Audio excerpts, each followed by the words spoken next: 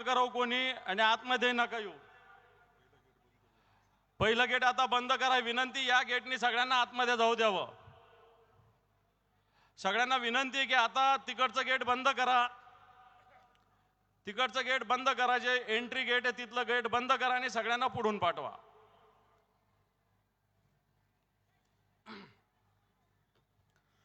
महाराष्ट्र भवानी, सह्याद्रीचा जाणता राजा छत्रपती शिवराय,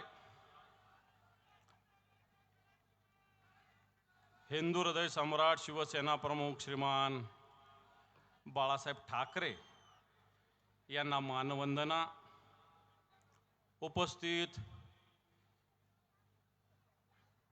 आपले उमेदवार व शिवसेना नेते माननीय चंद्रकांतजी खैरे साहेब, मान्य विनोदजी घोसाळकर साहेब, मान्य किशोरजी पाटील, रमेशजी गायकवाड, अनिलजी पटेल, सुधाकर दादा, जे निष्ठावान आमदार आहेत आपले कन्नडचे उदयभाऊ राजपूत,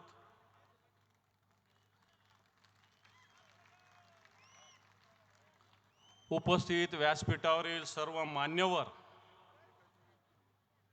उद्धवजी ठाकरे साहेब 1-2 ते 3 मिनिटात इथं पोहोचतील. तोपर्यंत मी किल्ला लढवणार आहे आणि उद्धवजी आल्यानंतर फक्त खैरे साहेब आणि उद्धवजींचं भाषण होणार आहे. आत्ता कोणीतरी घोषणा दिली, या गद्दारांचं करायचं काय करायचं?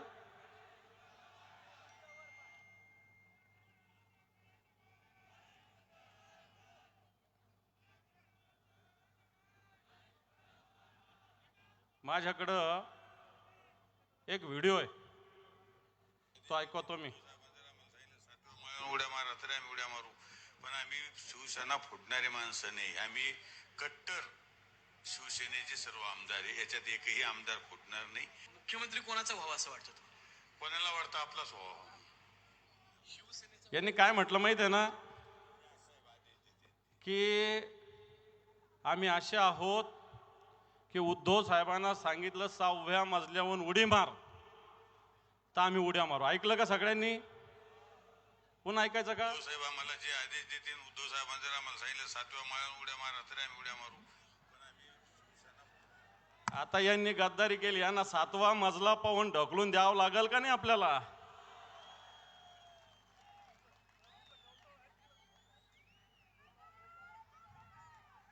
पन्नास खोके यांनी सांगितलं की आम्हाला उद्धव साहेबांनी जर सांगितलं तर आम्ही 6व्या उडीवरून उडी मारू. आता यांना 6व्या मजल्यावरून आपल्याला ढकलून द्यावं लागेल. या संभाजीनगरात कोणताही प्रवेश देता येणार नाही. आज या ठिकाणी लोकसभेचा आपण प्रचार करत असताना चंद्रकांतजी खैरे साहेब आपले उमेदवार आहेत. हे उमेदवार असताना अनेक विषयावर मागच्या काळामध्ये चर्चा झालेल्या आहेत. प्रचाराची राळ उठलेली आहे आणि हे राळ उठलेले असताना आपल्या समोर जे उमेदवार आहेत, जे आपल्यातून निघून गेलेले गद्दार असतील, नाही तर आपल्याला नुसती पोपटपंची करणारे MIMचे खासदार असतील, यांना दोघांनाही आपल्याला धडा शिकवावा लागेल. आणि धडा शिकवावा लागत असताना आज आपल्या उमेदवाराचा नंबर किती माहिती आहे का? किती किती आणि निशाणी? हे जरा बसा सगळे. हे बेटा, 1 नंबरवर आपलं नाव आहे आणि निशाणी आपली मशाल. 2 नंबरवर कोण आहे माहित आहे? गद्दार. ज्याचे 2 नंबरचे धंदे, ते 2 नंबरवर आहे, लक्षात ठेवा. किती नंबर? 2 नंबरचे धंदे. आणि मग ग्रामीण भागात वेगवेगळ्या ठिकाणी फिरत असताना भाषणं केली गेली म्या गावोगाव इरी मंजूर केल्या, म्या गोठे मंजूर केले आणि म्या पानंद रस्ते बी केले. आणि मग आम्ही विचारलं पानंद रस्त्याला किती टक्के घेतले, किती टक्के घेतले, इरीला किती घेतले, किती, आणि गोठ्याला मग पानंद रस्ते, गोठे, विहिरी एक तरी फुकट झाली का या जिल्ह्यामध्ये? एक तरी फुकट पानंद रस्ता, विहिरी, गोठे झाले का? हा माझा प्रश्न आहे. जे ग्रामीण भागातून आलेले ग्रामपंचायत सदस्य, सरपंच यांनी सांगावं झालं का? मग अशा पद्धतीनं तुम्ही काम करणार असताना तुम्ही मत मागायला येता. तुमचं तरी मतदान इकडे आहे का? आहे का? कुठे आहे? मग हे पैठणचं पार्सल आपण पैठणला पाठवू 13 तारखेला. पैठणचं पार्सल आपल्याला पैठणला पाठवावं लागणार आहे. आता अनिल पटेल साहेबांनी काही विषय मांडले की ज्या पद्धतीनं गद्दारी करून हे लोक उभे आहेत, या गद्दारांना धडा शिकवावा लागेल. आज ह्या लोकांना लग्नात गेले, मौतीला गेले तरी लोक काय म्हणतात? गद्दार आले म्हणतात, गद्दार. मला काल का परवा कोणीतरी सांगितलं, कुठंतरी आपल्याच कुठंतरी शहरामध्ये एका भागात एक गद्दार गेले तर लोक म्हणतात गद्दार आले, गद्दार आले, गद्दार आले. एकीकडे हे गद्दार उभे, एकीकडे हे निष्ठावान खुद्दार उभे, हे सुद्धा आपल्याला बघावं लागेल. ही छत्रपती शिवरायाची भूमी आहे, निष्ठावानाची भूमी आहे, मुरारबाजीची भूमी आहे, तानाजी मालुसरेची भूमी आहे, बाजी प्रभू देशपांडेची भूमी आहे, येसाजी कांकची भूमी आहे. ही भूमी खंडोजी खोपडे आणि सूर्याजी पिसाळाची नाही. समोरचे उमेदवार खंडोजी खोपडे, सूर्याजी पिसाळे. हे चंद्रकांतजी खैरे साहेब, उद्धवजी ठाकरे साहेब जे आपले शिवसेना प्रमुख आहे, शिवसेना पक्ष प्रमुख, त्यांच्या नेतृत्वाखाली काम करणारे एक सेनापती आहे. आणि म्हणून आपण या भूमीतून अशा गद्दारांना गाडावं लागेल. लोकसभा पहिला टप्पा, विधानसभेला तर एकही गद्दार विधानसभेत जाणार नाही, याची पूर्ण बंदोबस्त आता करावा लागेल. निष्ठावान उदय भाऊ आहे, मोठ्या मोठ्या 2 स्कॉर्पिओ भरून नोटा आल्या होत्या, पण त्या टाळणारा एक निष्ठावान आमदार आपल्याकडे आहे. एक खैरे साहेबासारखा एक निष्ठावान नेता सुद्धा आपल्याकडे आहे. आणि म्हणून बांधवांनो, आपल्याला या सगळ्या विषयाचा विचार करावा लागेल. मला एक 2-3 हप्त्यापूर्वी विमानतळावर संदीपान भुमरे भेटले.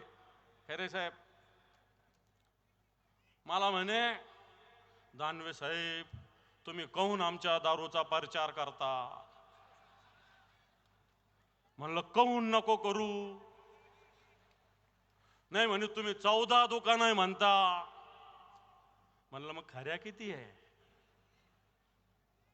मी आता दत्ता गोडेला विचारलं, 9 तर खऱ्या आहे. ठीक आहे म्हणलं, भाषणात दुरुस्ती करतो. 14 दुकानात दारूच्या या जिल्ह्यात. म्हणे माझा व्यवसाय दारू आहे. मी जयस्वाल साहेबाचा व्यवसाय दारूचा आहे, प्रदीप जयस्वालचा तर मी समजलो असतो. भुमरेचा कुठून दारूचा व्यवसाय झालेला आहे? चूक आहे का बरोबर आहे? प्रदीप जयस्वाल साहेब म्हणले असते की माझा व्यवसाय दारूचा तर मी समजलो असतो. भुमरेंचा 2 वर्षामध्ये व्यवसाय झालेला आहे दारूचा. उद्धवजी ठाकरे साहेब आलेले, आपण जोरदार टाळ्या वाजवून उद्धवजी ठाकरे साहेबांचं स्वागत करू. दुष्ट शक्ती जाळल्या, मार्ग स्पष्ट दावल्या, धगधगती पेटू दे मशाल.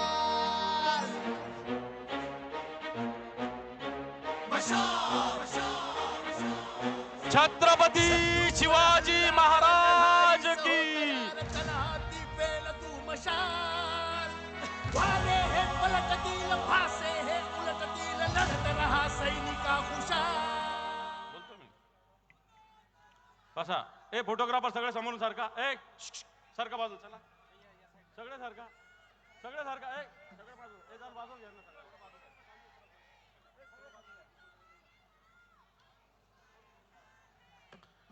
मी मुद्द्यावर येत होतो ते म्हटले माझ्या 14 नाही 9 दुकाना दारूच्या. एक दारूच्या दुकानाचा रेट तुम्हाला माहिती नाही. गव्हर्नमेंटचा ऑफिशियल रेट 1.25 कोटी रुपये. ब्लॅक मध्ये घेतलं तर 6 कोटी 10 कोटी रुपये एका दारूच्या दुकानाचे रेट आहे. 2 वर्षामध्ये तुमच्याकडे 10-12 दारूच्या दुकाना येतात कशा? आणि म्हणून अशा प्रकारचं पार्सल आपल्याला पैठणला परत पाठवावं लागणार आहे बांधवांनो. हे पार्सल आपल्याला इथं येता कामा नये. दुसरीकडे एक पोपटपंची करणारा उभा आहे MIMचा खासदार, जो 13 तारखेनंतर माजी खासदार होणार आहे. हा नुसतं भाषण करतो. अनेक आंदोलनं केली. नुसती तोडीपणीसाठी नामांतराच्या विरोधात आंदोलन केलं. MIDCच्या जमिनी रेसिडेन्शियल झाल्या म्हणून आंदोलन केले. गुटख्याच्या विरुद्ध आंदोलन केलं. दारूच्या दुकानाच्या विरुद्ध आंदोलन केलं. परंतु एकही आंदोलन सक्सेस झालं नाही. हे खऱ्या अर्थानं रजाकाराचे लोक आहेत. आणि म्हणून बांधवांनो ही निवडणूक अतिशय महत्वाची आहे. आज या संभाजीनगरचा विकास शिवसेनेनं साधलेला आहे. आज खऱ्या अर्थानं शेतकऱ्यांचा विकास शिवसेनेनं साधलेला आहे. खैरे साहेबांनी काय केलं अशा प्रकारचा प्रश्न अनेक लोक विचारतात. या खैरे साहेबांना गरीब मुला मुलींचे लग्न केलेले आहे. या खैरे साहेबांनी या संभाजीनगरात पासपोर्ट ऑफिस आणलेलं आहे. या खैरे साहेबांना सोलापूर धुळे रस्ता जेव्हा काँग्रेसची सत्ता देशात होती तो आणलेला आहे. या खैरे साहेबांना नगर नाक्यापासून होणारे 160 लोक मेले होते तो रस्ता खैरे साहेबांना केलेला आहे.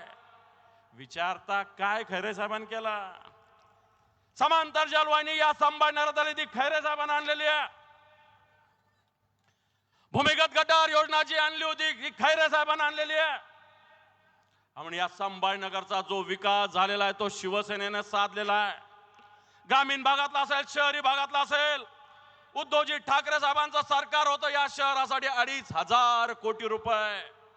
उद्धवजी ठाकरे साहेबांनी दिले 2,500 कोटी रुपये. या 2,500 कोटी मध्ये 1,100 कोटीचे काम सुरू झाले होते. या 1,100 कोटी मध्ये अनेक कामं सांगता येईल. या शहरातली पिण्याच्या पाण्याची योजना उद्धवजी ठाकरे साहेबांना सुरू केलेली आहे. ज्यावेळी 1,680 कोटीची होती आता 2,700 कोटीची आहे. या शहरामध्ये स्वर्गीय बाळासाहेब ठाकरे यांचं स्मारक उद्धवजींच्या नेतृत्वाखाली झालेलं आहे. या शहरात सफारी पार्कचं काम शिवसेनेनं सुरू केलेलं आहे. या शहरात जे रस्ते गुळगुळीत झालेले आहे हे उद्धवजी ठाकरे साहेब मुख्यमंत्री होते. आपल्या महापालिकेत एक खडकू नव्हता. 152 कोटी रुपये उद्धवजी ठाकरे साहेबांना मंजूर केलेले आहे. या शहरामध्ये महानगरपालिकेसाठी एक इमारत बांधण्याचं स्वप्न उद्धवजींनी बाळगलं होतं. या शहरामध्ये कोविडच्या काळामध्ये 250 बेडचं हॉस्पिटल उद्धवजीनं बांधलेलं आहे. या शहरामध्ये लॅब शिवसेनेनं सुरू आहे. या शहरामध्ये स्मार्ट बस शिवसेनेनं केलेली आहे. या शहरामधला कचऱ्याचा प्रश्न होता आपल्याला आठवत असेल. ह्या कचऱ्याचा प्रश्न कोणी सोडवला असेल तर तो उद्धवजी ठाकरे साहेबांनी सोडवलेला आहे. या शहरात 9 कचरा प्रक्रिया केंद्र कोणी सुरू केले? हे उद्धवजी ठाकरे साहेबांनी सुरू केलेले आहे. या शहरामध्ये बायोमिथेन प्रकल्प कोणी सुरू केला? तो उद्धवजी ठाकरे साहेबांनी केलेला आहे. या शहरात ठिकठिकाणी सायकल ट्रॅक कोणी केले? ज्यावेळेस उद्धवजींचं सरकार होतं. या शहरात जे बस थांबे झालेले 100 हे उद्धवजींच्या काळामध्ये झालेले. या शहरामधलं संत एकनाथ रंगमंदिर आज जे गद्दारांनी तिथं मेळावा घेतलेला आहे ते सुद्धा उद्धवजी ठाकरे साहेबांच्या काळात आपण केलेलं आहे. या शहरातला स्विमिंग पूल याचं नूतनीकरण उद्धवजी ठाकरे साहेबांच्या काळात झालेलं आहे.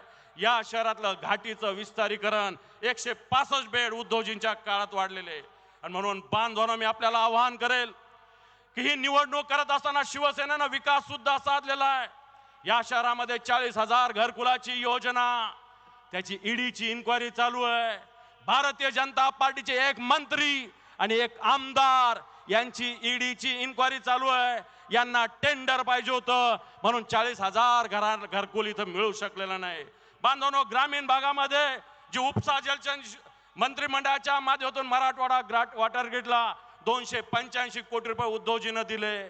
गंगापूर आणि वैजापूरसाठी सुद्धा वॉटर ग्रीडसाठी 1100 कोटी रुपये उद्धवजींच्या काळात दिलेले.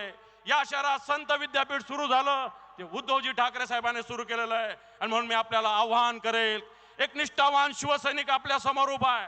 हा निष्ठावान शिवसैनिकाच्या नेतृत्वाखाली आपण काम करतो. हा शिवसैनिक एका व्याख्यानामध्ये एक वक्ता बोललाय, हा शिवसैनिक झुकता नहीं, हा शिवसैनिक रुकता नहीं और ये शिवसैनिक बिकता तो बिलकुल नाही. असा शिवसैनिक आपल्या समोर उभा आहे आणि म्हणून मशालीला विजय करा अशा प्रकारचं आव्हान करतो आणि थांबतो. जय हिंद, जय महाराष्ट्र. यानंतर महाराष्ट्र राज्याचे कुटुंब प्रमुख, शिवसेना पक्ष प्रमुख, महाराष्ट्राचे लोकप्रिय माजी मुख्यमंत्री आदरणीय उद्धव ठाकरे साहेबांचा सत्कार व्यासपीठावरील मान्यवर उमेदवार हे करतील अशी मी त्यांना विनंती करतो. आदरणीय साहेब छत्रपती शिवाजी महाराजांचं पूजन करतील, संविधानाचं पूजन करतील. महाराष्ट्राचे आपले लाडके माजी मुख्यमंत्री डॉक्टर बाबासाहेब आंबेडकरांचा, छत्रपती शिवाजी महाराज की. आपले महाराष्ट्राचे कुटुंब प्रमुख, शिवसेना पक्ष प्रमुख आदरणीय उद्धव साहेब संविधानाचं पूजन करत आहेत. यानंतर साहेबांचा सत्कार महाविकास आघाडीकडून व आपले उमेदवार आदरणीय शिवसेना नेते खैरे साहेब यांच्यातर्फे सर्व इंडिया आघाडी महाविकास आघाडीच्या पदाधिकाऱ्यांनी सामूहिक करावा अशी विनंती करतो.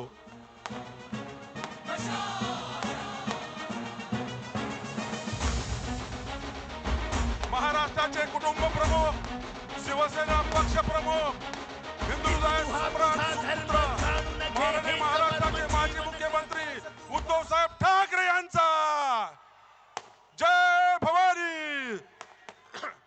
वंदनीय हिंदुत्व सम्राट माननीय बाळासाहेब ठाकरे यांचा जय भवानी. महाविकास आघाडी इंडिया आघाडीचा आपली निशाणी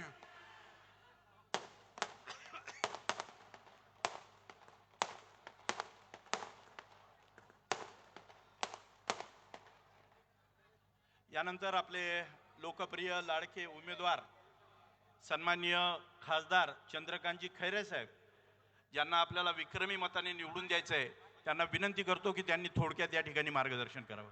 थोडक्यात.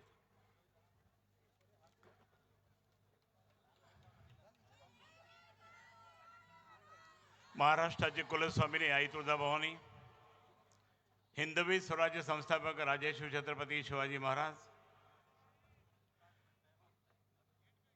थोर घटनाकार परमपूज्य भारतरत्न बाबासाहेब आंबेडकरांच्या चरणी नतमस्तक होऊन, महात्मा फुले सावित्रीबाई फुले यांच्या चरणी सुद्धा नतमस्तक होऊन, तुम्हा आम्हा सर्वांचे हिंदू हृदय सम्राट माझे आद्य दैवत शिवसेना प्रमुख माननीय बाळासाहेब ठाकरे यांना मानवंदना भावपूर्ण आदरांजली वाहून आपल्या सर्वांच्या मासाहेब कैलासवासी सौभाग्यवती मीनाताई ठाकरे यांना सुद्धा मानाचा मुजरा करून महाविकास आघाडीचे स्थापन करणारे शिवसेना पक्ष म्हणून माननीय उद्धवजी ठाकरे साहेबांच्या चरणी नतमस्तक होऊन आदित्य ठाकरे साहेबांना मानाचा मुजरा करून लोकसभेची ही निवडणूक माझी 6वी निवडणूक आहे आणि त्या 6व्या निवडणुकीच्या निमित्ताने देशभरावर त्या ठिकाणी आपलं राज्य आणण्यासाठी जो काही हुकुमशहा पद्धत चालली ते बंद करण्यासाठी या ठिकाणी आपण उपस्थित आहात. सर्वच मान्यवर या ठिकाणी उपस्थित आहेत. सर्वांचं नाव घेऊन त्या ठिकाणी मी वेळ घेत नाही कारण साहेबांना त्या ठिकाणी पुढचा कार्यक्रम आहे. पण मी या ठिकाणी मुद्दाम सांगेन आपल्या सर्वांना, जे काही मागच्या टर्ममध्ये ज्यांनी म्हणजे आता मावळाची टर्म ज्यांची आहे त्यांनी या जिल्ह्यासाठी शहरासाठी काहीच केलेलं नाही आहे. आणि म्हणून मी मुद्दाम म्हणेल त्यांना अजून लोकसभा समजले नाही, दिल्ली समजले नाही. फक्त दंगली धोपे करण्याचं काम यांनी केलं. 1990ला पहिला हिंदू आमदार झाल्यानंतर 28 वर्ष या जिल्ह्यामध्ये, या शहरामध्ये दंगल होऊ दिले नाही आपण शिवसेनेच्या माध्यमाद्वारे. नंतर मग मात्र त्याने राजाबाजारमध्ये केली, राम मंदिरासमोर केली. हे दंगली सुरू झाल्यामुळे DMIC मध्ये येणारे प्रोजेक्ट सुद्धा थांबले. लोक म्हणे MIM आहे ना इधर, हम नाही आते. आणि मग मला या ठिकाणी शहर शांत ठेवायचं, जिल्हा शांत ठेवायचा, सर्व धर्मीयांना घेऊन त्या ठिकाणी प्रेमाचं वातावरण निर्माण करायचं, भाईचारा निर्माण करायचा.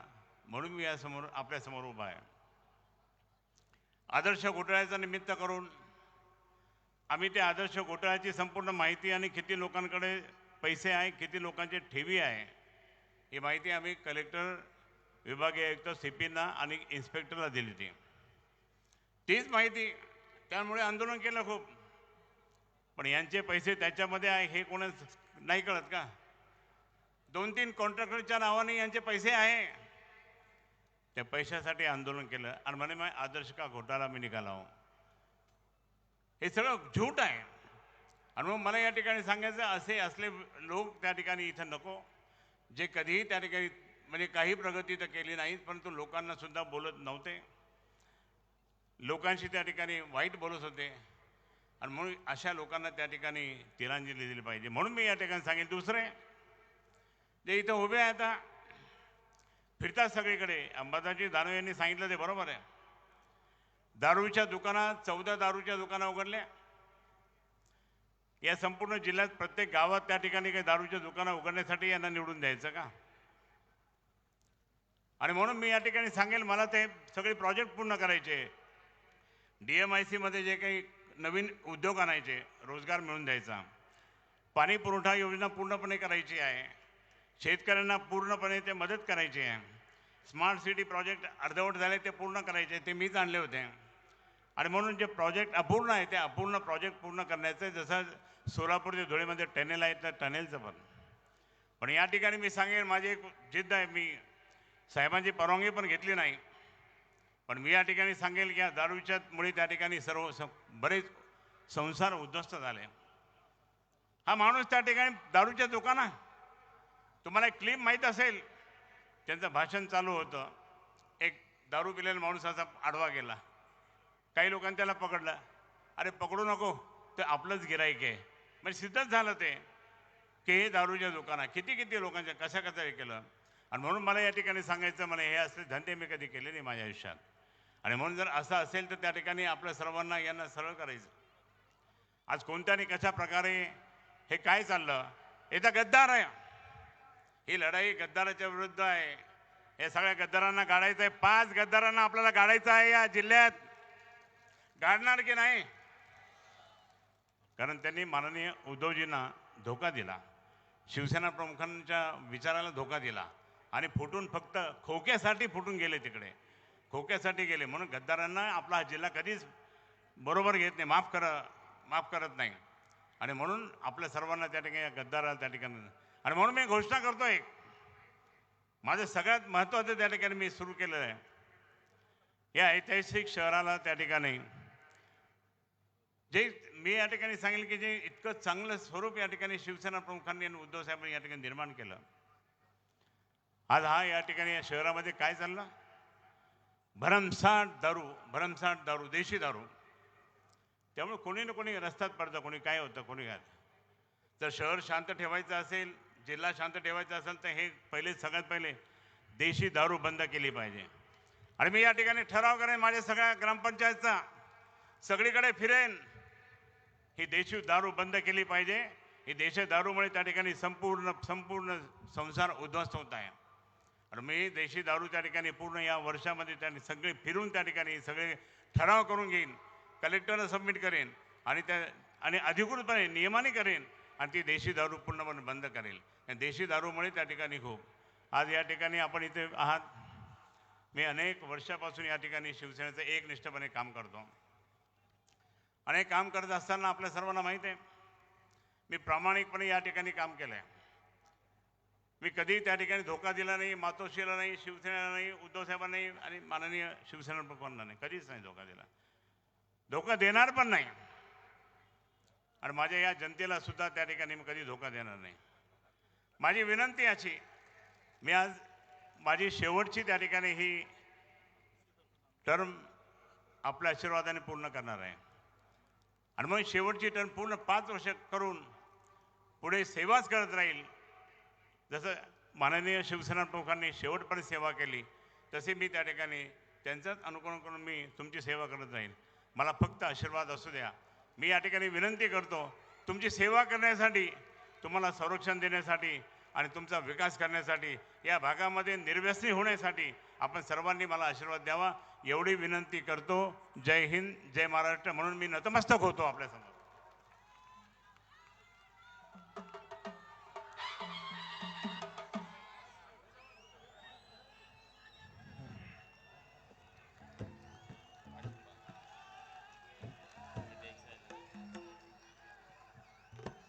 या ठिकाणी धनगर समाजाच्या वतीनं धनगर आरक्षण कृती समितीनं चंद्रकांत खैरे साहेबांना पाठिंबा दर्शवलेला आहे. त्याचबरोबर प्राध्यापक रवींद्रजी बनसोड सर यांचा या ठिकाणी शिवसेनेत प्रवेश होत आहे. त्याचप्रमाणे शीख समाजाचे सन्माननीय नवीनजी ओबेराय, शमशेरसिंगजी सोधी, जसपाल सिंग ओबेराय, हरचरण गुलाटी, यश ओबेराय, रोमो छाबडा आणि माखीजाजी यांनी पण शीख समाजाच्या वतीनं खैरे साहेबांना पाठिंबा दर्शवलेला आहे. त्या सगळ्यांचं मनापासून स्वागत आणि शाहीर सुरेश जाधव यांना विनंती करतो की आपण आपला पोवाडा सुरू करावा. शिवसेना प्रमुखांवरचा पोवाडा सुरू करा. शिवसेना प्रमुख सरसेनापती हिंदू हृदय सम्राट बाळासाहेब ठाकरे यांचा पोवाडा आपल्या समोर सादर करीत आहोत. अंधकारी होती हो वाट,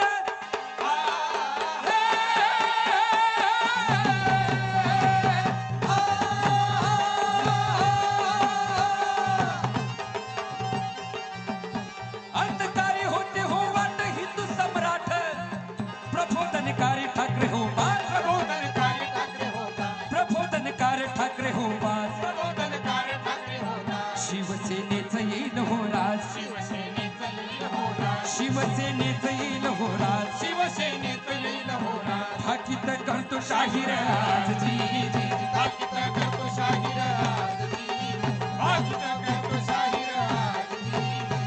1926 सालाला जानेवारी 23 तारखेला, 1926 साली जानेवारीच्या 23 तारखेला Pune Bombay presidency British India या ठिकाणी हिंदू हृदय सम्राट बाळासाहेब ठाकरे यांचा जन्म झाला. पण यावेळी मुंबईची या महाराष्ट्राची परिस्थिती काय होती म्हणाल तर, मुंबईत होती बेजारी तशीच लाचारी विठ बिगारी, भांडवलदाराने पाया रुंबिले, भांडवलदाराने पाया रुंबिले, भांडवलदाराने पाया रुंबिले, भांडवलदाराने पाया रुंबिले. इथे राजकारणी होते चेले, इथे राजकारणी होते चेले, भरती हो सारे पोट आपले, भरती हो सारे पोट आपले, भरती हो सारे पोट आपले. हा माझा महाराष्ट्र, हा मराठीयांचा, कष्टकऱ्यांचा. पण या महाराष्ट्राची परिस्थिती बिकट झाली. मग याच वेळी हा सर्व चाललेला नगनाथ अन्याय थांबवण्यासाठी विडा हाती घेतला ते म्हणजे सरसेनापती बाळासाहेब ठाकरे यांनी. बाळासाहेब ठाकरे यांनी 1966 साली या शिवसेनेचा पाया रोवला. मी विनंती करतो महाराष्ट्राचे कुटुंब प्रमुख, शिवसेना पक्ष प्रमुख, महाराष्ट्राचे माजी लोकप्रिय मुख्यमंत्री आदरणीय उद्धवजी ठाकरे साहेबांना, माननीय उद्धव ठाकरे साहेबांचा, वंदनीय हिंदू हृदय सम्राट साहेब बाळासाहेब ठाकरे यांचा जय भवानी.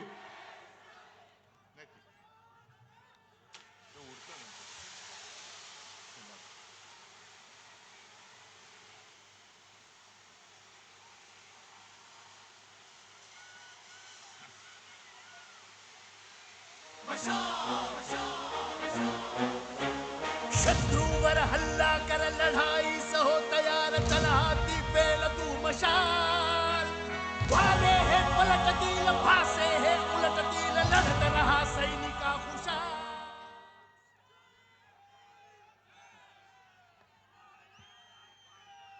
जमलेल्या माझ्या तमाम देशभक्त बांधवांनो, भगिनीनो आणि मातांनो, मी मुद्दामून देशभक्त बोललो, कारण ही लढाई देशासाठी आहे.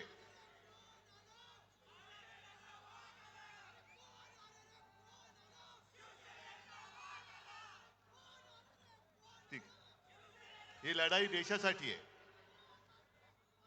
आणि माझ्या भाषणाला सुरुवात करण्यापूर्वी आज अक्षय तृतीया आहे, परशुराम जयंती आहे, बसवेश्वर महाराजांची आहे. सर्वांना मी शुभेच्छा देतो. आणि आजच्या सभेचा मुहूर्त चांगला आहे. हे तिन्ही मुहूर्त एकत्र आल्यानंतर विजय आपला होणार म्हणजे होणारच. आज दुपारी खरं म्हटलं तर मी जालन्याला जाणार होतो, पण तुम्हाला सर्वांना कल्पना आहे कार्पेट वगैरे सगळं भिजलंय. तुम्ही पण बसल्यात तिकडे चिखल आहे. निघणार तेवढ्यात पाऊसच सुरू झाला आणि हेलिकॉप्टरवाला पायलट म्हणाले, साहेब अशा या वातावरणात उडणं कठीण आहे, अशक्य आहे. म्हणून मी पहिल्या प्रथम जालनाकरांची माफी मागतो, कारण मी कधी एखादा शब्द दिला का मी मागे फिरत नाही. आणि आजची ही आपली सभा जी आहे ती आपल्या खैरे साहेबांना विजयी करण्यासाठी जशी आहे, तशीच जालनाच्या कल्याणरावांना सुद्धा विजयी करण्यासाठी आहे. आणि जालनामध्ये जाऊन मी बोलणार होतो, ते थोडंसं इथे बोलून आपल्या दोन्ही जागांचा आणि जेवढ्या काही जागा आता राहिल्यात त्या महाविकास आघाडीच्या त्या विजयी करण्यासाठी मी तुम्हाला आवाहन करतोय. मी जालन्यात जाऊन बोलणार होतो की 5 टर्म म्हणजे किती वर्ष झाली, 25 आयुष्यातली 25 वर्ष एका व्यक्तीला तुम्ही निवडून देतात. आणि वृत्तपत्रात मी बातमी वाचली की जालन्यामध्ये काही मतदान कार्ड ही कचऱ्याच्या पेटीत सापडली. मला असं वाटलं की बहुतेक मतदारांनी विचार केला असेल की मतदान करायचं कशाला, 5 टर्म आपण निवडून दिलंय, आता जालन्यामध्ये काही प्रश्नच शिल्लक राहिलेले नाहीत. म्हणजे सकाळी नळ उघडला काही सकाळी 7 ते 10 दूध येतं, 10 ते 12 पाणी. आता इथला विचार करायला पाहिजे की इकडे आपल्या समोर जो गद्दार उभा आहे त्याचा नळ उघडला तर काय येईल. मग तुम्हाला दारू आला पाहिजे की पाणीवाला पाहिजे. आणि जालना सगळं सुधारलं असणार, काही प्रश्न शिल्लक राहिले नसणार. पण एकूण जर विचार केला तर ही 25 वर्ष गेली फुकट, मोदींची 10 वर्ष गेली फुकट. आता जालनाकरांनी रावसाहेबांना विचारलं पाहिजे, आता तरी जालना झालं, खूप दिलं तुम्हाला, आता जा बाबा एकदाचे. आता आमचा कल्याणराव तिकडे पाहिजे, कारण आता आम्हाला कल्याण करायचंय जालन्याचं.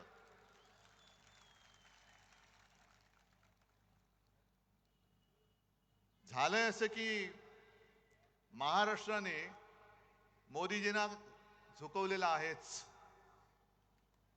महाराष्ट्राने झुकवले. आणि मला माझ्या महाराष्ट्राचा अभिमान आहे की एवढी प्रचंड ताकद त्यांनी लावले. एखाद्या शहनशाह फिरतायत म्हणजे साधी गोष्ट आहे.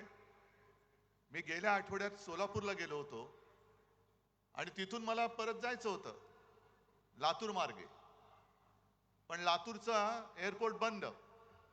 का बंद? नाही, पंतप्रधान येत आहेत, एअरफील्ड बंद. पुण्यामध्ये सभा घेतली पंतप्रधानांनी, संपूर्ण त्या परिसराला छावणीचं स्वरूप दिलं होतं. म्हणजे तुम्ही रस्त्यावरनं चाललात तर तिकडे पोलीस उभे असतात, जेव्हा तुम्ही उडत असता तेव्हा बाकीच्यांना विमान बंदी असते. आणि एवढा सगळा कडेकोट बंदोबस्त घेऊन तुम्ही फिरता, खरं हे बरोबर नाहीये. तुम्ही समान नागरिक कायदा जो काय प्रकार आहे तो नंतर काय आणायचं तो बघू आपण. पण आत्ता लोकशाहीमध्ये निवडणुका आलेल्या आहेत आणि जे आपले हिंदू हृदय सम्राट सांगायचे की निवडणुकीमध्ये कोणी पंतप्रधान असता कामा नये, तो काळजीवाहू असला पाहिजे, मुख्यमंत्री असता कामा नये, आणि ज्या सोयी सुविधा या आम्हाला देतात त्याच त्यांना दिल्या पाहिजेत. तुम्ही त्यांच्यासाठी जर का एअरफोर्सची विमान वापरणार असाल तर आमच्या सुद्धा अंबादासला दिलं पाहिजे, आमच्या सुद्धा खैरे साहेबांनी दिलं पाहिजे. आणि जर तुम्ही आम्हाला बंदी करणार असाल तर त्यांना देखील बंदी केली पाहिजे, तर त्यांना सुद्धा बंदी केली पाहिजे. पण या सगळ्या यंत्रणा वापरायच्या. जसं मी येतो लोकांमध्ये जातो, आज सुद्धा माझी तयारी, इकडे येऊन बसायला माझी तयारी, कारण मला भीती नाही माझ्या लोकांपासून. पण मोदीजी तुम्ही पोलीस बाजूला ठेवून जनतेत येऊन दाखवा ना. रस्त्यावरनं चालताना सुद्धा एकटे चालतात. म्हणजे संपूर्ण कडेकोट बंदोबस्त, खासगी वेशातले पोलीस, युनिफॉर्म मधले पोलीस गुप्तहेर फिरतायत. आणि तरी देखील ते सांगतात, आजच सकाळी कुठे बोलले ते की हे म्हणे मला संपवायला निघाले. अहो एवढे केविलवाणी तुम्ही काय झालात? एवढे केविलवाणी परिस्थिती काय दिली? संपूर्ण ताकद तुमच्याकडे.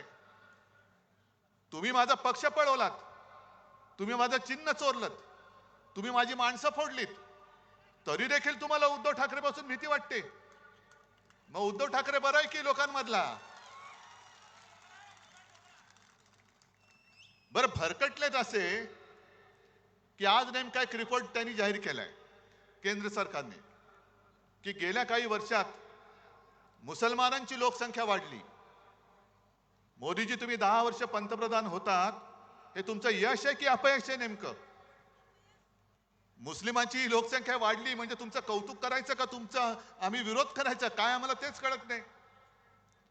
तुमची 10 वर्ष होती, त्याच्या आधी इकडे देवेंद्र फडणवीसांची 5 वर्ष होती, त्याच्या आधी केंद्रात अटलजींचं सरकार होतं. मग नेमकं तुम्हाला मतं पाहिजे तरी कोणाची? म्हणजे कोण तुम्हाला खुश व्हायला पाहिजे?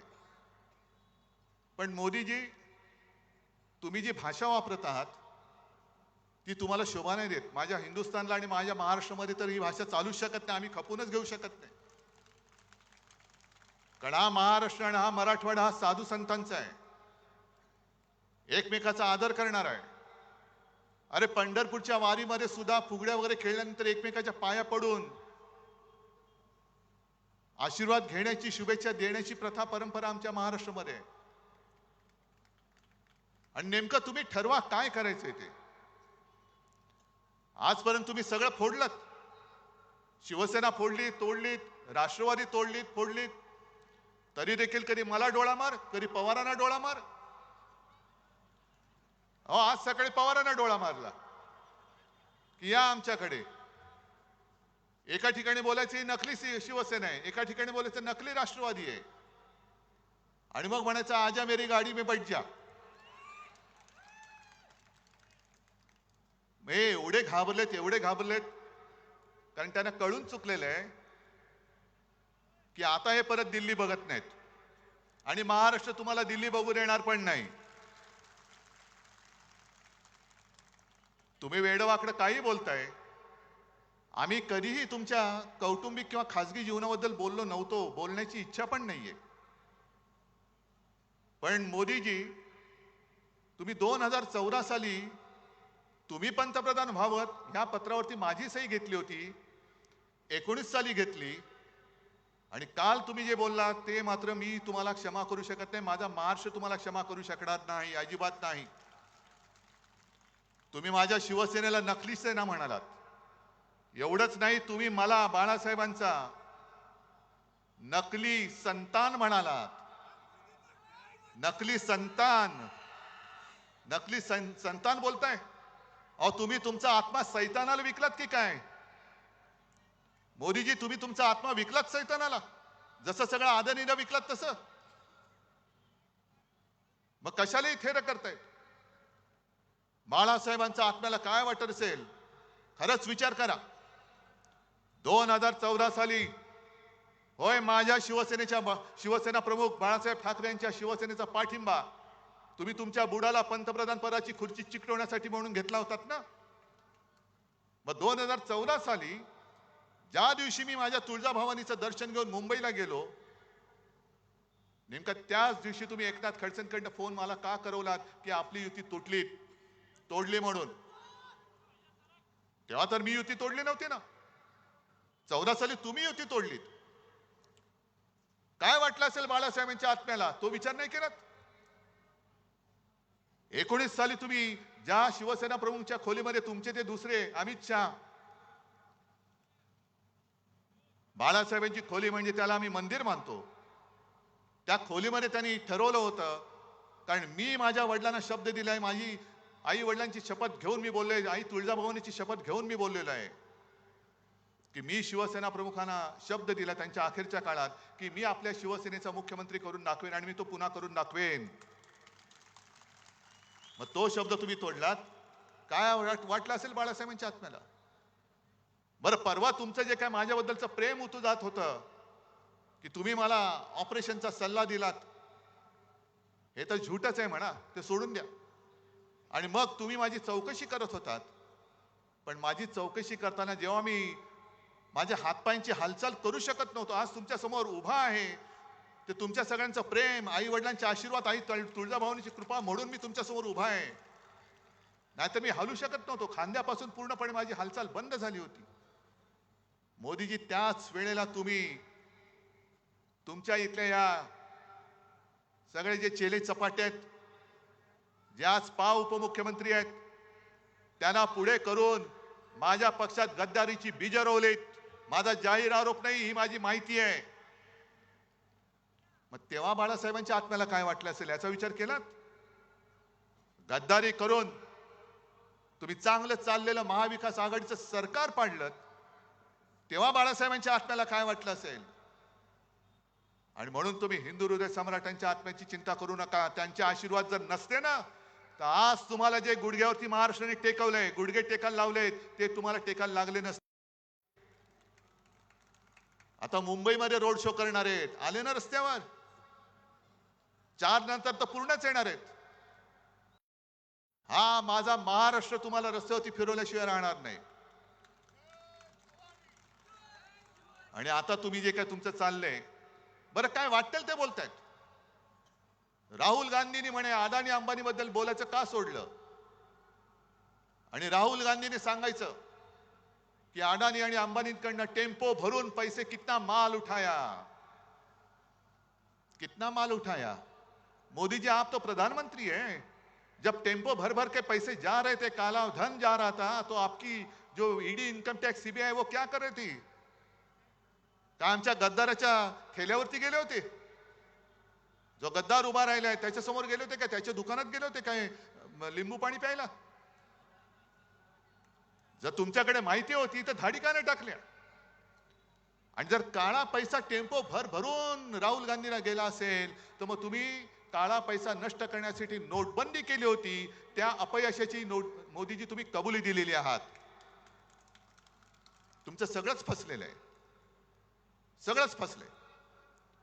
देवेंद्र फडणवीस जे काय सांगतात की मोदीजींच्या इंजिनाला विकासाचे डबे आहेत. अहो, विकासाचं इंजिन, डबे सोडून द्या.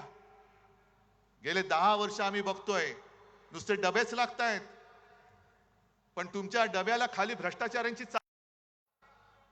त्याचं काय करताय तुम्ही? आणि संपूर्ण देशाने आता ठरवलंय की हे आता इंजिनच बदलायचे. गुजरातला पाठवून ज्या वाटेने तुम्ही आमचे गद्दार तिकडे नेलेत, त्याच वाटेने हे मोदीजींचं इंजिन सुद्धा गुजरातला पाठवून द्या. कारण 10 वर्ष नुसत्या वाफा नाही, नुसत्या थापा मारते, थापा. आज अंबादासजी, तुम्ही एक काम चांगलं केलं की आपल्या सरकारच्या काळामध्ये संभाजीनगरसाठी आपण काय केलं हे तुम्ही सगळ्यांना सांगितलं. आणि एका गोष्टीचा आज मला अभिमान आहे की शिवसेना प्रमुखांनी याच मैदानाच्या व्यासपीठावरून तुम्हाला जे वचन दिलं होतं, छत्रपती संभाजीनगर ह्या शहराचं नव्हे जिल्ह्याचं नामकरण मी करेन.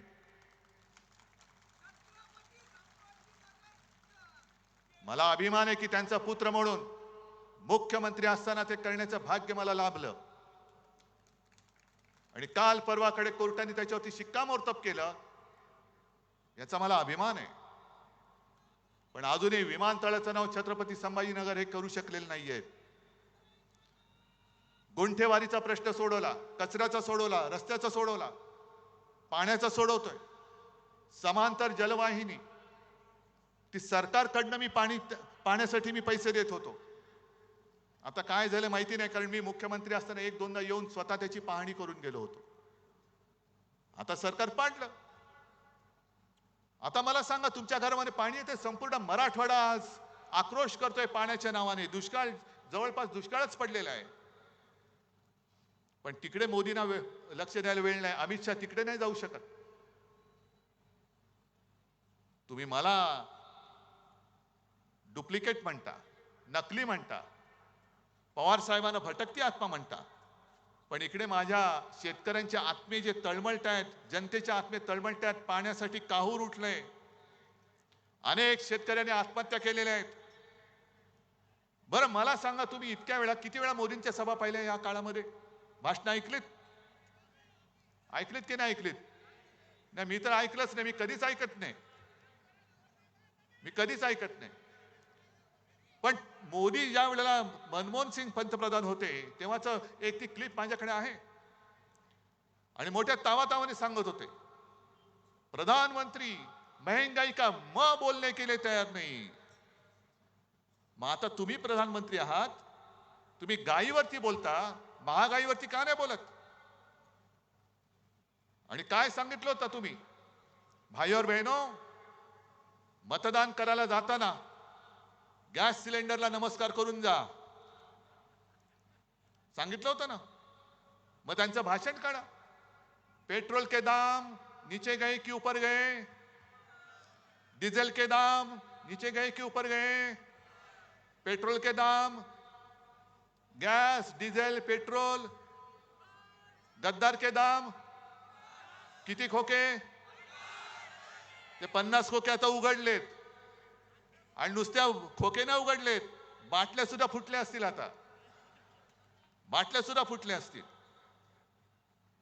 पण 10 वर्ष जर का तुम्ही या माझ्या महाराष्ट्रावरती जो आघात केला, अरे आमचंच चुकलं. खरे 19 साली युती तोडणार होतो आम्ही, 14 साली तुम्ही तोडली होती, पण आम्ही हिंदुत्वासाठी म्हणून परत तुमच्या बरोबर युती केली.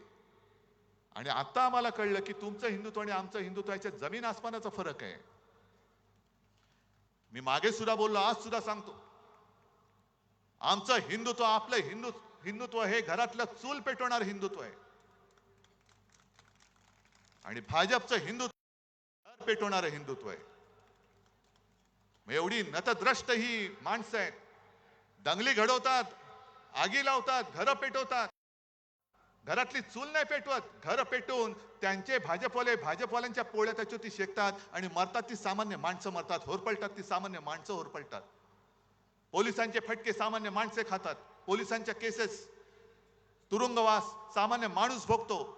आणि हे टगेगिरी करत एक अकेला सब पे भारी. अरे पण मेला माणूस, तुम्ही जगा किंवा मरा, पण मला पंतप्रधान करा. हे असे पंतप्रधान तुम्हाला पाहिजे?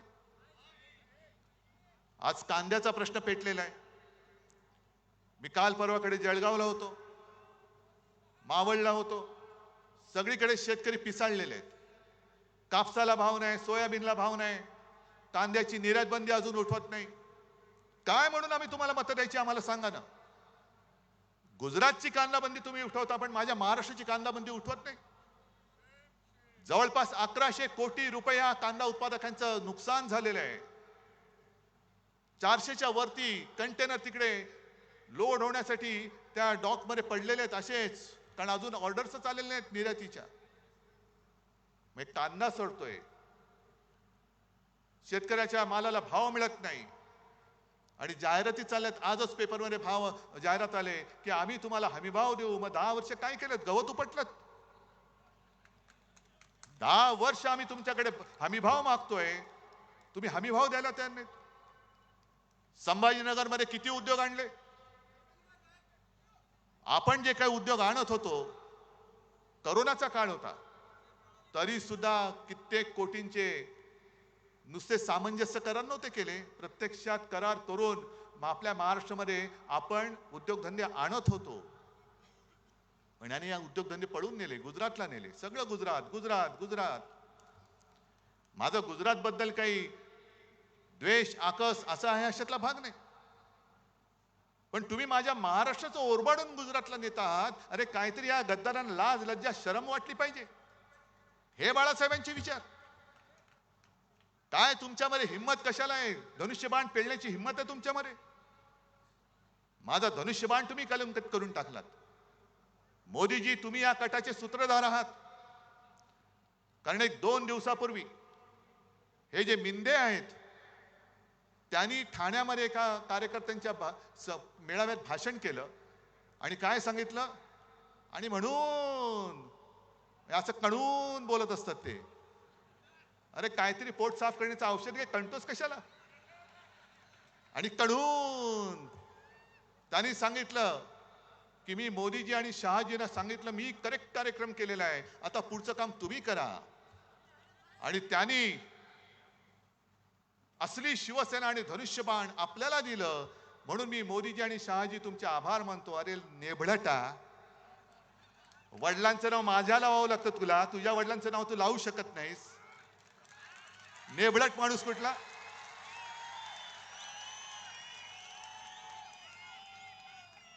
आणि हा कट कसा शिजला बघा. मोदी शहा म्हणाले होते की तुझं काम तू कर, आमचं काम आम्ही करतो, आणि ते पाठी उभे राहिले. आणि खरी शिवसेना म्हणजे नाव आणि चिन्ह यांचं आधी ठरलं होतं की तू सुरतेला ये. अरे छत्रपतींनी, शिवछत्रपतींनी सुरत लुटली असेल, तुझ्याकडनं आम्ही महाराष्ट्र लुटतो, शिवसेना तुला देतो. ही असली नतद्रष्ट अवलाद गेले 2-2.5 वर्ष महाराष्ट्रावरती राज्य करते, आम्हाला कोणाला काहीच वाटत नाही. आणि मोदीजी जे सतत सांगतात नकली सेना नकली सेना, हे नुसतं अनावधानाने आलेलं नाहीये. ज्याप्रमाणे त्यांनी निवडणूक आयोग याचा वापर केला, म्हणजे धुळीपुष्णा करणारा हा माणूस निवडणूक आयुक्त, त्याचा वापर करून आपलं नाव आणि चिन्ह त्याला दिलं. मग मध्ये ते लवादाचं नाटक केलं. तो नार्वेकर नावाचा एक आहे, तो पण असाच आहे हुजऱ्या, त्याचा वापर केला. आणि कोर्टाने चपराक मारले की ते कोश्यारी नावाचे एक जे काळी टोपी होती आपल्याकडे, त्यांनी कसं चूक केलं हे कोर्टाने सांगितले. आणि आता कोर्टाने जी टिप्पणी केलेली आहे की तुम्ही लोकप्रतिनिधींच्या आधारावरती पक्ष कोणाचाही ठरवू शकत नाही. हा माझा पक्ष माझ्या सोबत आहे, माझा पक्ष इकडे बसलेला आहे. निवडणूक आयुक्ताचे डोळे जर फुटले नसतील तर येऊन बघ. आणि निवडणूक आयोगाच्या निर्णयाविरुद्ध, लवादाच्या निर्णयाच्या विरुद्ध आपण सर्वोच्च न्यायालयात गेलेलो आहोत. आणि मोदीजी, तुम्ही जी काही टिप्पणी करताय, मी आज जाहीर आरोप करतोय की तुम्ही सर्वोच्च न्यायालयावरती दबाव आणत आहात. आणि सर्वोच्च न्यायालयाने याची दखल घ्यायला पाहिजे. कायद्यासमोर सगळे सारखे असतात, कोणी पंतप्रधान नसतो, कोणी साधा माणूस नाही. म्हणून तर त्या न्यायदेवतेच्या डोळ्यावरती पट्टी असते, कारण तिला आक्रोश ऐकू येतो, पण कोण छोटा कोण मोठा ती बघत नाही. मग निवडणूक आयोगाने जो निर्णय दिलाय जो चुकीचा आहे, लवादाने दिलाय तो चुकीचा आहे. पण सर्वोच्च न्यायालयाने निर्णय काय द्यायला पाहिजे, मोदींची इच्छा काय आहे हे मोदी सांगतायत, नकली सेना म्हणून. हे 4 जून पर्यंत मोदीजी तुमचं नाटक चालेल. पण नोटबंदी जशी तुम्ही केली होती, अचानक 8 वाजता आलात आणि सांगितलं की भाई और बहनो, तुमच्याकडे जे काही नोटा आहेत ना, नोटा, त्या आज रात्री 12 वाजल्यापासून त्याचे फक्त कागदाचे तुकडे राहतील. त्यांचं महत्व आम्ही काढून टाकलेले, नोटबंदी जाहीर झालेलं आहे.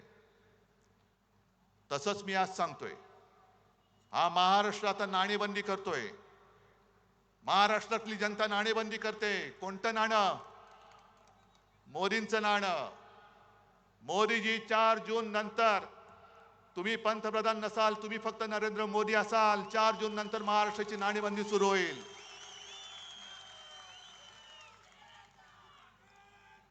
काय म्हणून महाराष्ट्राने तुम्हाला द्यायची मतं? गेले 10 वर्ष सातत्याने 40 पेक्षा अधिक जागा आम्ही तुम्हाला देतो आहोत, आणि त्याचे पान तुम्ही असे फेडता. शेतकरी आत्महत्या करतोय, बघायला वेळ नाही.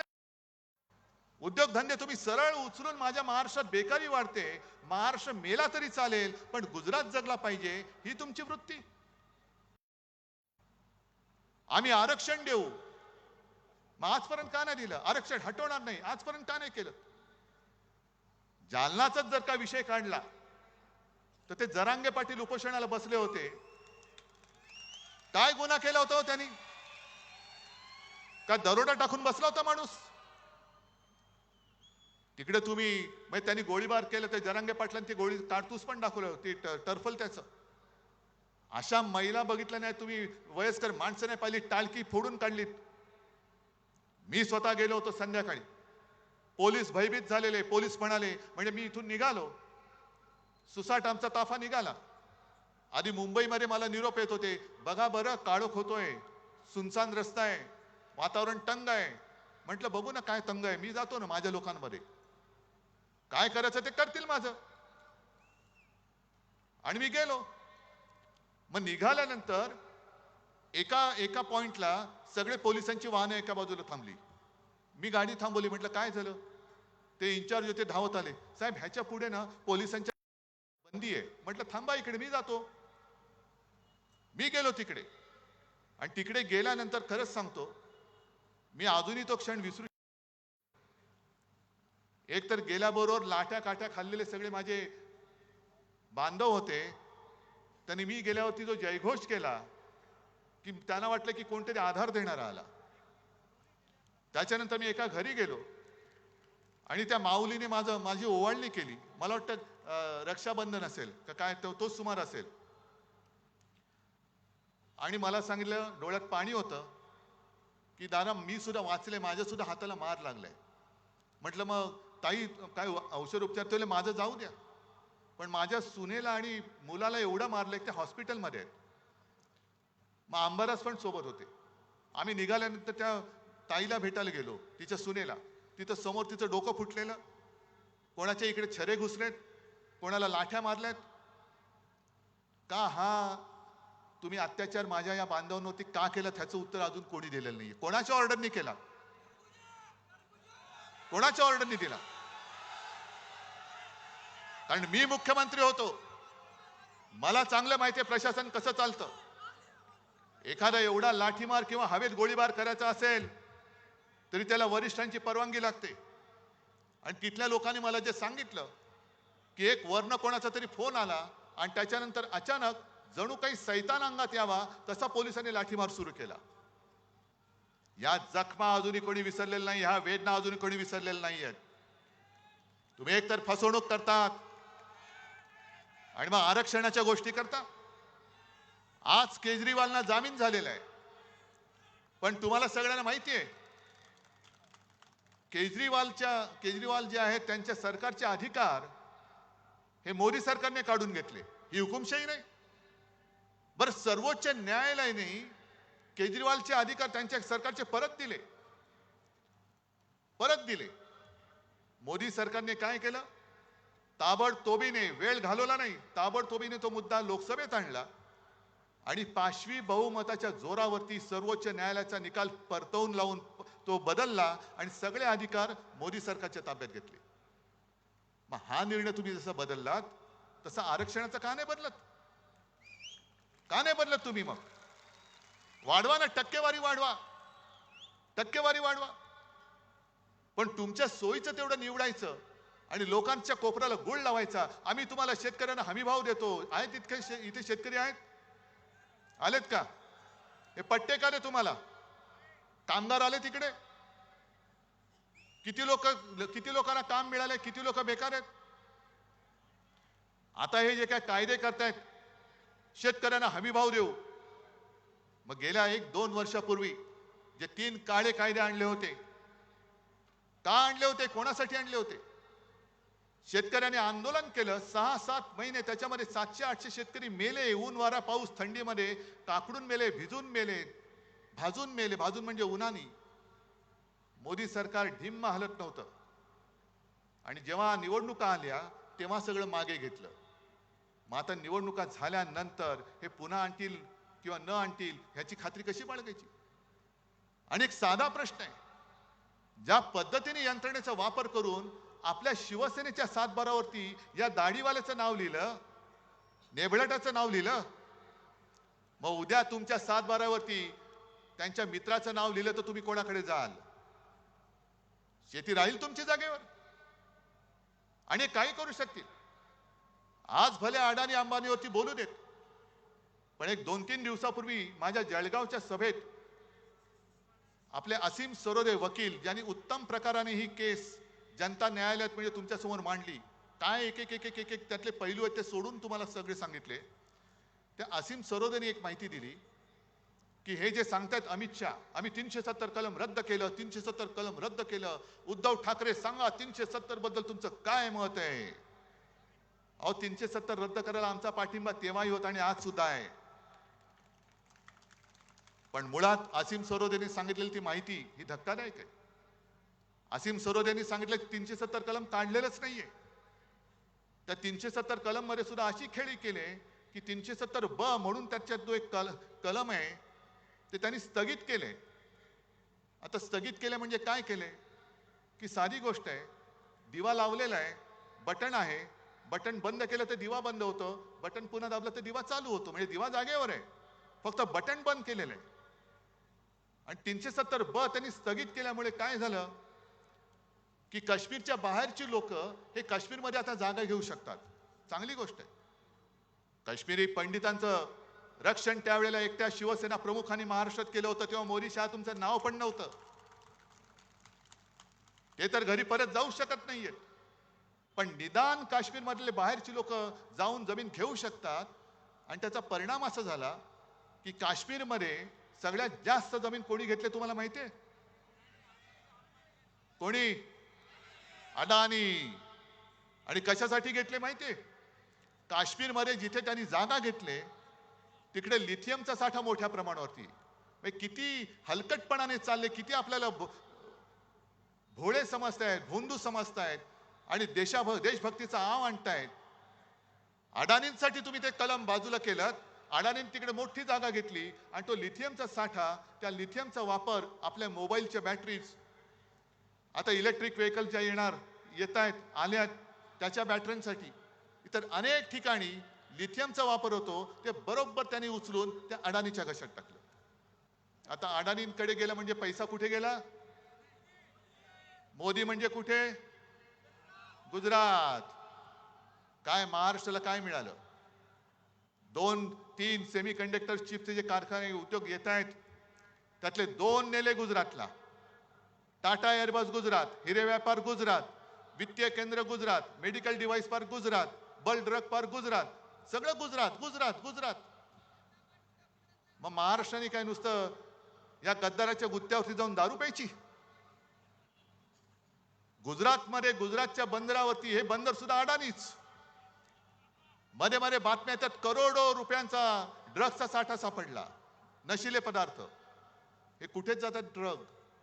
कुठे कोणाच्या अंमलाखाली तुम्ही जाताय?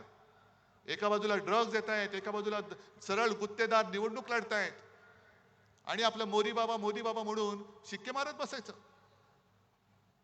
ही लढाई ही उद्धव ठाकरेची नाही, ही उद्धव ठाकरे तुमची लढाई लढतोय. माझं काय जातंय? मला तर परवा मोदीने डोळा मारलेलाच आहे. मला तर मारलाय डोळा, पण मी नाही जाणार. माझा महाराष्ट्र माझ्या डोळ्या देखत लुटला जात असेल तर मोदीजी तुम्हाला नकली संतान म्हणताय तुम्ही, त्या शिवसेना प्रमुखांच्या पुत्राचा इंगा तुम्हाला मी दाखवतो. आणि तुम्हाला माझ्या भवानी मातेचं तेज काय असतं ते सुद्धा दाखवतो. तुम्ही जय श्रीराम म्हणता, आम्ही जय श्रीराम म्हणतो. या सांस्कृतिक क्रीडा मंडळाच्या मैदानामध्ये त्यावेळेला मला वाटतं राम मंदिरासाठी विटा जमण्यासाठी इकडे प्रमोद महाजन आणि शिवसेना प्रमुखांची सभा झाली होती ना? मग तुम्ही काय शिकवताय आम्हाला राम मंदिरामध्ये शिवसेनेचे योगदान काय? अरे प्रमोद महाजन जरी आज असते ना तर मोदीजी तुम्ही दिसला नसतात. आमचा एक अस्सल मराठी माणूस तिकडे पंतप्रधानपदी बसला असता. पण राम मंदिर म्हणून तुम्ही जे काय मिरवताय, राम मंदिर तुम्ही केलं नाहीत. उद्धव ठाकरे राम मंदिराच्या वेळेला आले नाहीत म्हणे रामाचा अपमान केला. तुम्ही काय मुहूर्त काढत बसता? तुम्ही द्याल तो मुहूर्त, नाही मानत मी. मी मुख्यमंत्री होण्याच्या आधी सुद्धा राम मंदिरात गेलो होतो आणि मुख्यमंत्री झाल्यानंतर सुद्धा गेलो होतो. पण मला नाही आठवत देवेंद्र फडणवीस मुख्यमंत्री असताना कधी गेले होते. नाही, एवढी माहिती माझ्याकडे नाहीये. पण राम मंदिराचं तुम्ही घेताय. पण ज्या दिवशी राम मंदिराचा मुहूर्त झाला त्या दिवशी आपण कुठे होतो? नाशिकच्या काळाराम मंदिरात. आणि या काळाराम मंदिराचं एक ऐतिहासिक महत्व आहे. या काळाराम मंदिरात आपले महामानव डॉक्टर बाबासाहेब आंबेडकरांनी हा राम माझा सुद्धा आहे आणि मंदिरात जाण्याचा अधिकार माझा देखील आहे म्हणून तिकडे जाऊन आंदोलन केलं होतं. याचं कारण आज जे हे बुरसटलेले गोमूत्रधारी आहेत, जे स्वतःला हिंदुत्ववादी हिंदू समजतायत, हे बुरसटलेले गोमूत्रधारी, हे हिंदुत्व आमचं नाहीये. त्यांनीच डॉक्टर बाबासाहेब आंबेडकरांचा प्रवेश रोखला होता. आणि ज्या बुरसटलेल्या गोमूत्रधारेनी तुकारामांच्या संत तुकारामांच्या गाथा बुडवल्या होत्या, तेच बुरसटलेले गोमूत्रधारी आज महामानव डॉक्टर बाबासाहेब आंबेडकरांनी लिहिलेलं संविधान सुद्धा बदलायला मागतायत.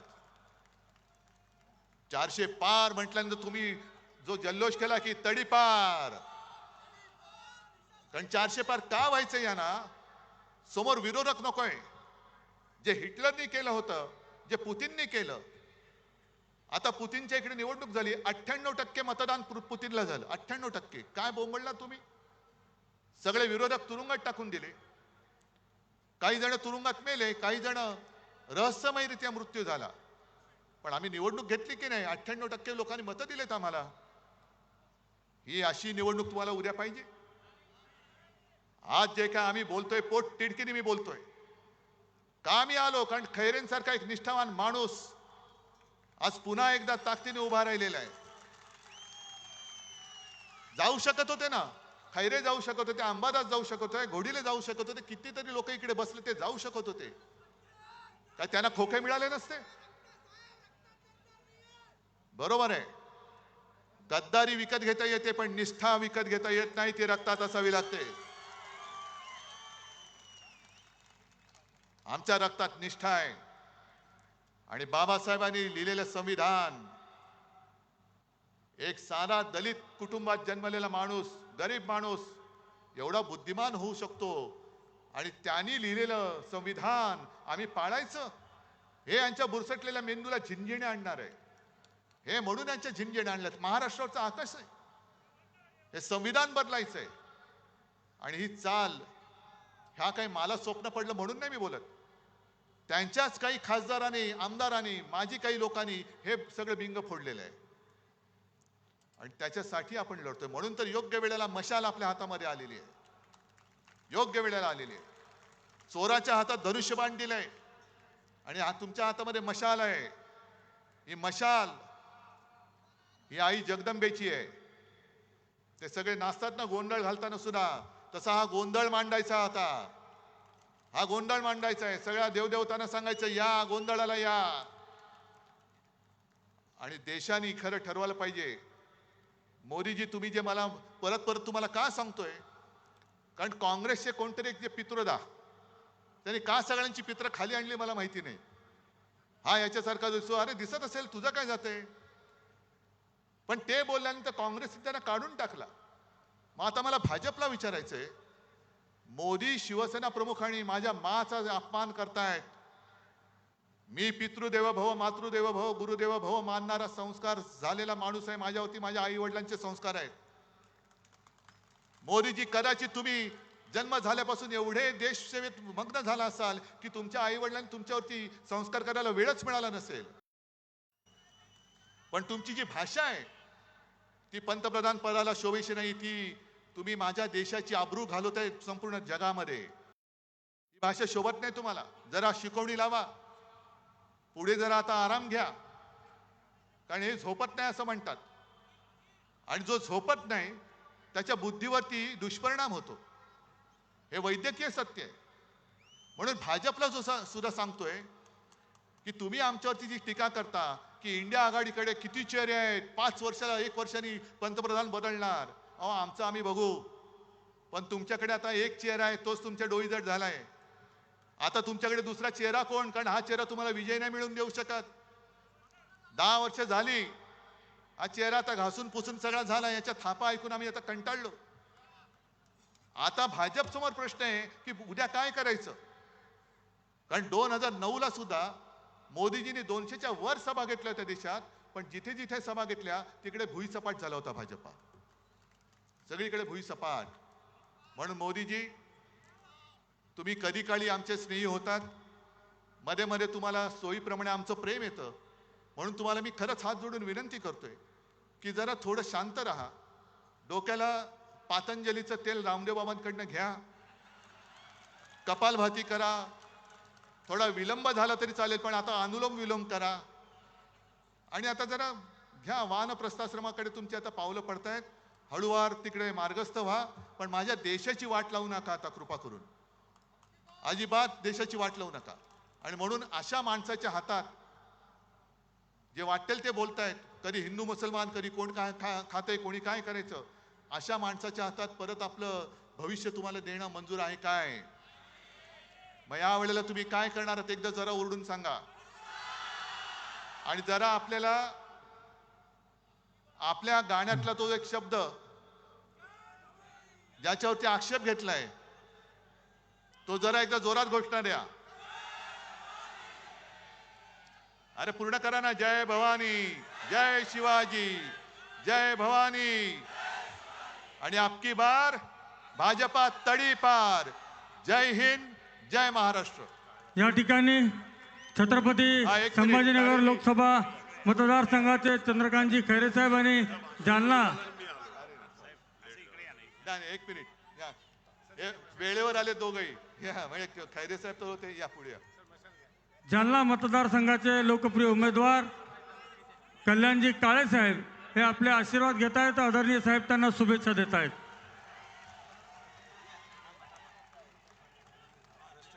यानंतर राष्ट्राच्या सन्मानार्थ या सभेची सांगता राष्ट्रगीताने होईल. सर्वांना विनंती, आपण